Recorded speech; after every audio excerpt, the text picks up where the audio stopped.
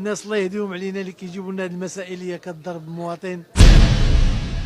السيد انا صديق ديالي ذبح 10 لاحوا لهم الكبوت ديالهم كاملين، والجزاره كلهم ديال الدار البيضاء ما خدموهاش. المواطن متخوف منه ما باغيش ياخذوه الناس. واللحم ديالهم اللون ديالو شويه مائل للكحوليه. انا ما ندخلوش حيت الكليان ديالي ما غيبغيش. كنجيبوا الحاجه اللي كيستهلكها الكليان ولا الطلب الكليان هو المهم عندنا.